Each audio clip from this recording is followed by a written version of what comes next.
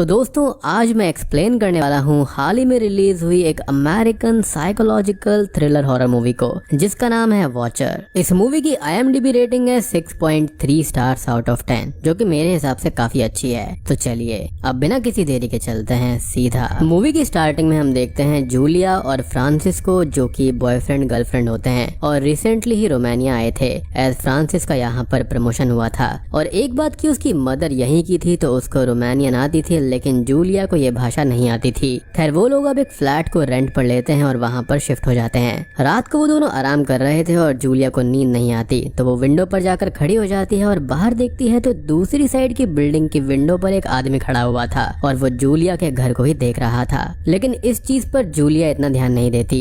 अब अगले दिन फ्रांसिस ऑफिस चला जाता है और जूलिया घर पर कुछ काम कर रही होती है और साथ में ही वो रोमानियन भाषा भी सीख रही थी। अब उसे उसके साइड वाले फ्लैट से कुछ आवाजें आती हैं किसी लड़की के स्क्रीम करने की और रोने की, लेकिन वो उसको इग्नोर कर देती है। अब वो बाहर घूमने जाती है और थोड़ा बहुत यहाँ वहाँ घूमने लगती है। रात को वो और फ्रांसिस सो रहे थे, लेकिन नींद खुलने पर वो देखती है कि सामने वाली विंडो का जो आदमी होता है वो अभी भी उसको ही देख रहा था और हम उस आदमी को अब वॉचर बुलाएंगे, जिस पर इस मूवी का नाम पड़ा है। अब अगली रात जूलिया डेट के लिए रेडी हो रही थी, लेकिन फ्रांसिस को आने में काफी लेट हो जाता है और जूलिया घर पर ही उसका वेट कर रही थी। अब वो विंडो के पास में जाती है और बाहर देखती है तो वही वॉचर उसको अभी भी देख रहा था और जूलिया लाइट्स ऑफ करके उसे देखने लगती है, लेकिन तब तक फ्रांसिस घर आ जाता है। वो फ्रांसिस को अभी भी कुछ नहीं बताती और वो दोनों बाहर घूमने निकल जाते हैं। अब रास्ते में उनको एक क्राइम सीन मिलता है जहाँ पर ढेर सारी भीड़ लगी हुई थी और एक आदमी एम्बुलेंस में बैठा हुआ था।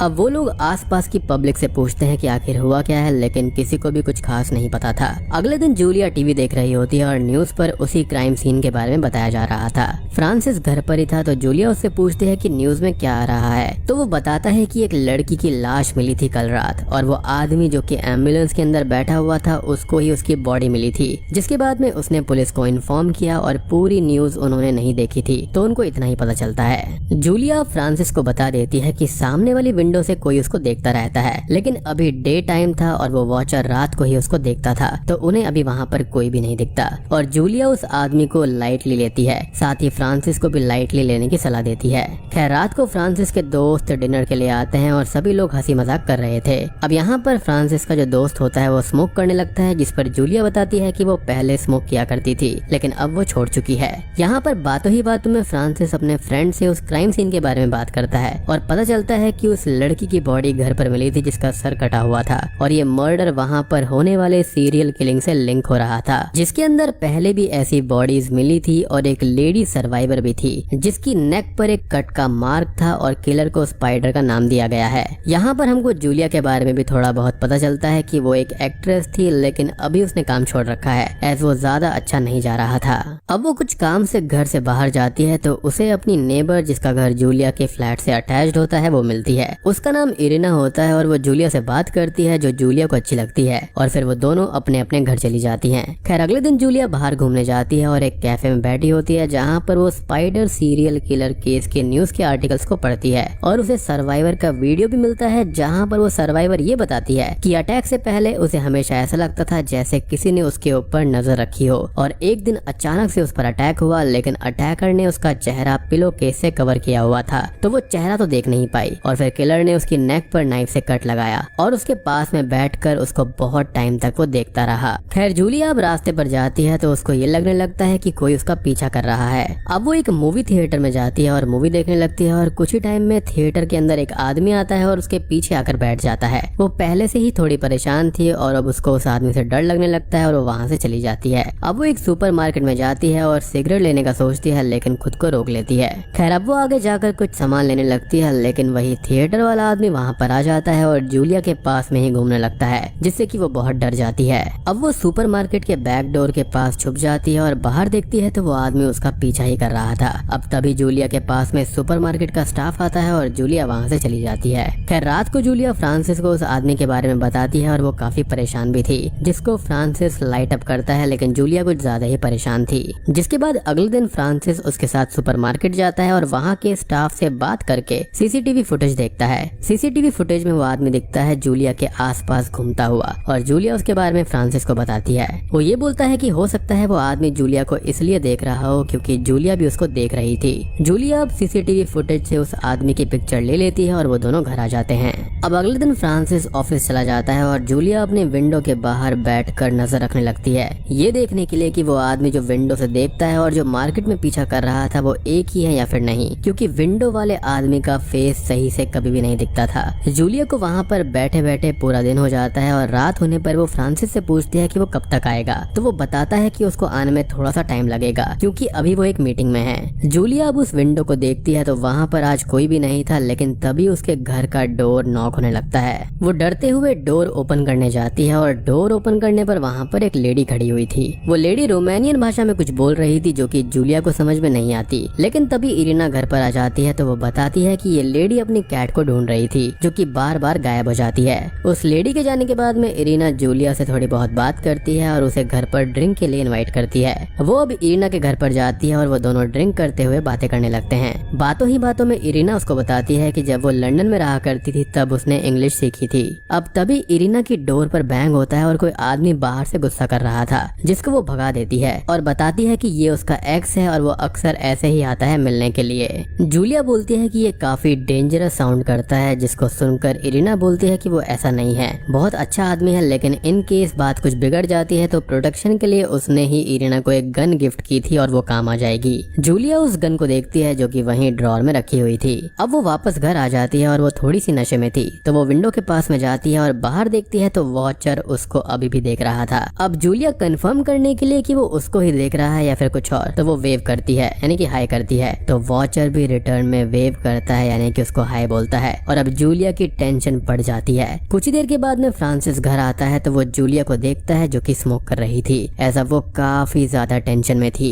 वो फ्रांसिस को बताती है कि जूलिया के हाई करने पर उस स्ट्रेंजर ने भी रिटर्न में हाई किया और वो पुलिस को बुलाना चाहती है। कुछ ही देर के बाद में एक पुलिस ऑफिसर आता है और जूलिया उसको सारी बातें बताती है कि वो आदमी विंडो से झांकता रहता है और शायद उसी ने सुपरमार्केट में जूलिया का पीछा किया था। पुलिस ऑफिसर ये बोलता है कि वो उस आदमी के पास में जाकर उससे बात करेगा और चाहे तो जूलिया भी उसके साथ में चल सकती है कंफर्म करने के लिए कि वही आदमी सुपरमार्केट में भी था या फिर नहीं, जिस पर वो मना कर देती है, लेकिन फ्रांसिस ऑफिसर के साथ उस आदमी के घर पर जाता है। कुछ ही देर के बाद में फ्रांसिस घर पर वापस आता है और वो बोलता है कि ये सब एक कोइंसिडेंस है कि वो आदमी और जूलिया सेम जगह पर सेम टाइम पर शॉपिंग करने गए थे। जूलिया बोलती है कि फ्रांसिस हर चीज को लाइटली क्यों ले रहा है और अब वो यहाँ पर नहीं रह सकती। फ्रांसिस को उसकी बात पर भरोसा करना होगा और उन दोनों की बहस हो जाती है और इस आदमी का नाम डैनियल होता है। खैर अगले दिन जूलिया मार्केट जाती है सिगरेट्स लेने के लिए और उसे वही आदमी कहीं पर जाते हुए दिखाई देता है जिसका वो पीछा करने लगती है। रास्ते में छुप छुप कर वो उस आदमी का पीछा कर रही थी और एक क्लब में पहुंच जाती है जहां पर वो आदमी काम करता था। वो आदमी जूलिया को नोटिस कर लेता है जिससे जूलिया वहीं पर छुप जाती है और तभी उसको इरिना मिलती है जो कि इसी क्लब में काम किया करती थी। अब वो दोनों बात करने लगती है जहाँ पर जूलिया अपनी सारी प्रॉब्लम बताती है, साथ ही साथ ये भी कि फ्रांसिस को ये लगता है कि वो ओवर रिएक्ट कर रही है। अब जूलिया यहाँ पर इरिना से ये पूछती है कि क्या वो आदमी यहाँ पर काम करता है और क्या वो उसको जानती है, जिस पर इरिना ये बोलती है कि यहाँ का स्टाफ अक्सर चेंज होता रहता है तो उसे कोई भी याद नहीं रहता और साथ ही साथ अगर इरिना को कोई स्टॉक करता है तो उसको वो भी पता नहीं चलता। खैर अब इरिना के काम का टाइम हो जाता है और वो जूलिया को समझा बुझाकर घर भेज देती है। खैर घर आकर जूलिया अब कुछ काम करती है और सो जाती है कि तभी उसको एक नाइटमेयर आता है कि कोई उसको पिलो के कवर से मार रहा है। अब जागने पर उसको इरिना के फ्लैट से स्क्रीमिंग की आवाजें आती हैं और वो वहाँ पर जाकर डोर को बैंग करने लगती है डरते हुए कि कहीं इरिना खतरे में ना हो और सब लोग वहाँ पर आ जाते हैं। अब लैंड लेडी भी वहाँ पर आ जाती है और जूलिया के जिद करने पर वो इरिना के घर का डोर ओपन करती है मास्टर की से और अंदर जाकर जब वो लोग देखते हैं तो सारा सामान बिखरा हुआ था, लेकिन वहाँ पर एक कैट थी तो सबको ये लगता है कि ये काम कैट का है। सभी लोग अपने अपने घर चले जाते हैं और अगले दिन लैंड लेडी फ्रांसिस पर गुस्सा करती है कि जूलिया ने रात को सबको परेशान कर दिया था। अब वो जूलिया से बात करता है और उसको समझाता है और रात को जल्दी आकर पार्टी करने को बोलकर ऑफिस चला जाता है। जूलिया अब घर पर होती है और वो इरिना के क्लब में कॉल करती है उसके बारे में पूछने के लिए, लेकिन वहाँ पर इरिना नहीं थी क्योंकि वो रात को ही घर चली गई थी।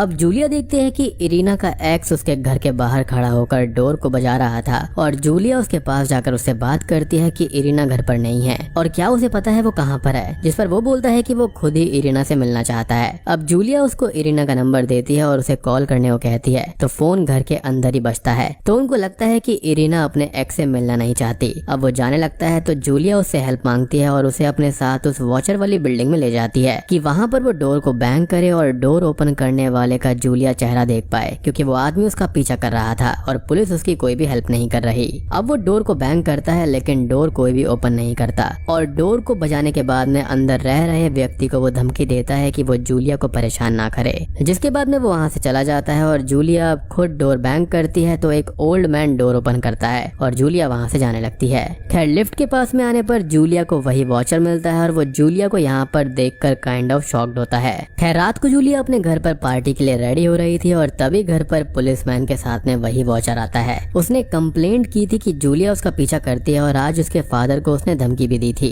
लेकिन अब पुलिस को जूलिया ने पहले ही उसके खिलाफ कंप्लेंट कर रखी थी तो वो ये सोचते हैं कि यहाँ पर ये कोई मिसअंडरस्टैंडिंग है और वो दोनों इस चीज को यहीं पर सॉल्व कर ले। वो दोनों ही पुलिस के कहने पर हैंडशेक करते हैं और मिसअंडरस्टैंडिंग यहीं पर खत्म हो जाती है कि कोई भी किसी का वॉचर या फिर स्टॉकर नहीं है। खैर फ्रांसिस अब जूलिया को न्यूज भी दिखाता है कि सीरियल किलर स्पाइडर पकड़ा जा चुका है, जो कि कोई और नहीं बल्कि वही एम्बुलेंस वाला आदमी है जो कि एक प्लम्बर का काम करता था और विक्टिम्स के घर पर जाकर उन पर अटैक कर दिया करता था। खैर अब वो दोनों पार्टी में एंजॉय करते हैं जहाँ पर जूलिया अभी भी हल्की सी टेंशन में थी और वो फ्रांसिस और सबके साथ में खड़ी हुई थी जहाँ पर वो लोग हंसी मजाक कर रहे थे और स्पाइडर के बारे में बात कर रहे थे। जूलिया बातों बातों में फ्रांसिस का एक जोक जो कि उसने रोमानियन में बोला था वो नोटिस करती है और जूलिया रोमानियन भी सीख रही थी तो वो समझ जाती है कि मजाक में फ्रांसिस ने ये बोला है कि जूलिया के पास तो स्पाइडर यानी कि वॉचर है उसे कंपनी देने के लिए। जूलिया इस जोक पर बहुत ही ज्यादा ऑफेंड हो जाती है और पार्टी से बाहर आ जाती है और फ्रांसिस भी उससे झगड़ा कर लेता है कि अब वो भी उसके साथ में नहीं रहना चाहता।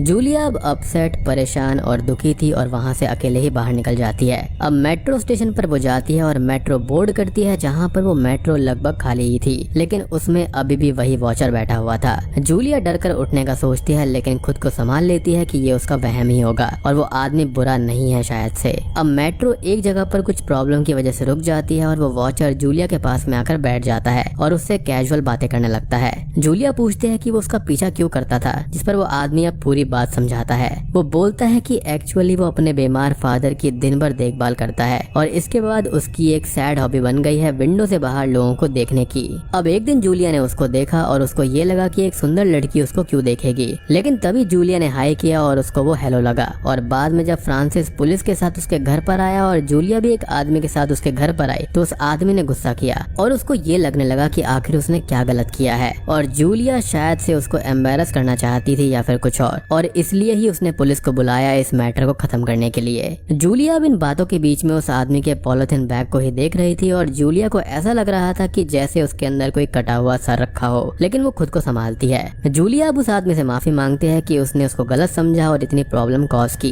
के बाद में जूलिया घर पर आती है और फ्रांसिस से उसका झगड़ा हुआ था क्योंकि वो जूलिया को समझता ही नहीं था और वो अपना सामान अब पैक करने लगती है वहाँ से बाहर जाने के लिए। लेकिन तभी उसे इरिना के फ्लैट से म्यूजिक की आवाजें आती हैं तो वो वहाँ पर चली जाती है उससे मिलने। अब डोर पहले से ही ओपन था तो वो सीधा अंदर चली जाती है और उसको इरिना की सर कटी लाश दिखाई देती है और तभी वॉचर जूलिया पर अटैक करके उसका चेहरा पॉलिथीन बैग से कवर कर देता है। वो अब जूलिया को ये बताता है कि उस दिन जब जूलिया सबके साथ इस घर में आई थी, यानी कि जब वहाँ पर वो कैट थी, तो उसी दिन उसने इरिना को मारा था और वो इस घर के क्लोजेट में छुपा हुआ था जिसको जूलिया देख भी रही थी लेकिन नोटिस नहीं कर पाई थी। खैर जूलिया के घर पर अब फ्रांसिस आ जाता है और वो फ्रांसिस को आवाज लगाए इससे पहले ही वॉचर जूलिया के नेक पर एक कट लगा देता है जिससे उसकी आवाज नहीं निकल पाती। फ्रांसिस अब जूलिया का सामान देखकर परेशान हो जाता है कि वो घर छोड़कर चली गई है और इधर जूलिया अपनी जान बचाने की कोशिश करते हुए रेंग रही थी उसी डेस्क के पास में जहाँ पर उसने इरिना की गन को देखा था, लेकिन तभी वो हिम्मत हारने लगती है और वो आगे नहीं बढ़ पाती। वॉचर यानी कि डैनियल उसके पास में लेटकर उसे थोड़ा सा देखता है और फिर वहाँ से जाने लगता है और जूलिया धीरे धीरे तड़पते हुए दम तोड़ रही थी। अब इधर फ्रांसिस जूलिया के नंबर पर कॉल करता है और वो फोन इरिना के घर पर रिंग होता है और फ्रांसिस घर से बाहर जाता है तो इरिना के घर से वॉचर यानी कि डैनियल बाहर निकल रहा था। अब फ्रांसिस कुछ करता और वॉचर कुछ करता, इससे पहले ही वॉचर को धड़ाम से गोलियां लगती हैं जो कि जूलिया ने ही चलाई थी और वो भी इरिना के गन से, क्योंकि उसमें अभी भी काफी जान बाकी थी और उसने यहाँ पर वॉचर यानी कि डैनियल को धोखा दिया था, यानी कि उसने किलर को ही धोखा दे दिया, जिसकी वजह से वॉचर यानी कि डैनियल वहीं पर मारा जाता है जो कि एक और सीरियल किलर था। जूलिया अब खून से लथपथ बाहर आती है और फ्रांसिस को देखने लगती है। ये मूवी यहीं पर खत्म हो जाती है। तो दोस्तों ये थी वॉचर मूवी की कहानी। उम्मीद करता हूँ कि आपको ये पसंद आई होगी। पसंद आई है तो वीडियो को लाइक कर देना।